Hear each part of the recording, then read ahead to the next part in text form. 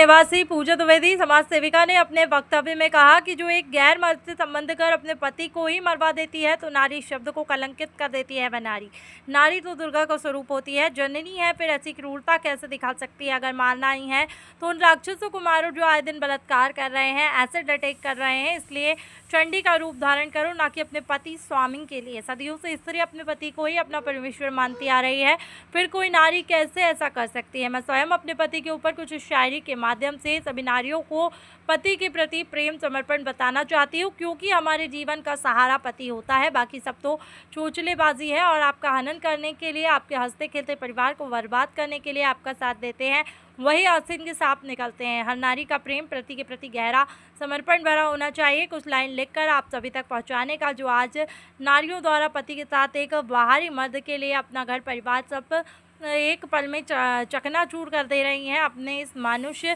योगी का महत्व ना समझकर जानवर की भांति जीने को मजबूर हो जाती हैं। तो हमारी कुछ लाइन इस तरह है कि प्यार की गहराई मेरी जान, तेरे बिना जीना है एक तमाशा, तू मेरी दुनिया है, मेरा सब कुछ है, एक पल तेरे संग जीना, तेरी मोहब्बत मेरी हर खुशी का गीत है।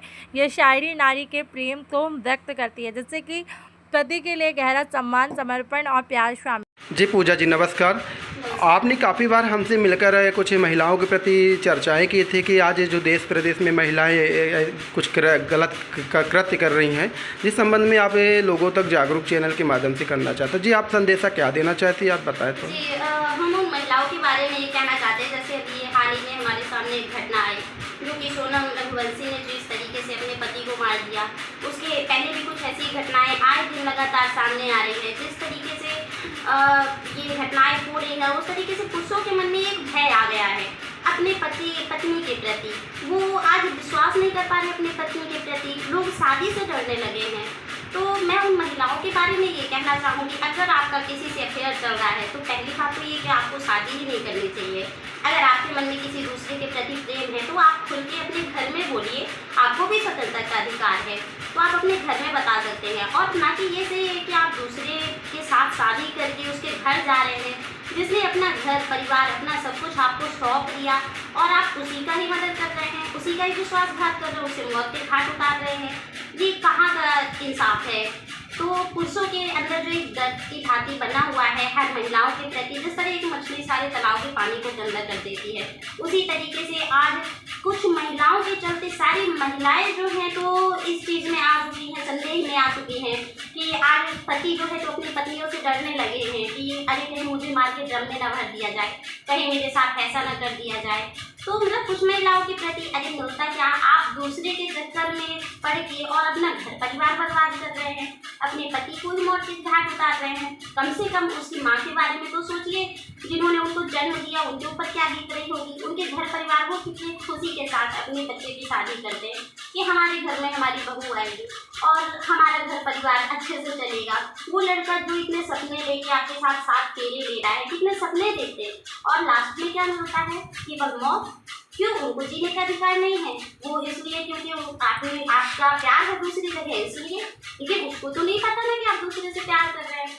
तो फिर ये कहाँ का इंसाफ है। नारी के अंदर तो ममता भरी हुई है, वो एक जननी है, दुर्गा का स्वरूप है, तो फिर वो ऐसा कैसे कर सकती है अपने पति के साथ। अगर मारना ही है तो आप उन राक्षसों को मारिए जो आए दिन बलात्कार कर रहे हैं, आए दिन ऐसे अटैक कर रहे हैं, उनको मौत के घाट उतारिए, उनके लिए आप चंडी का रूप धारण करिए, ना कि अपने पति के लिए।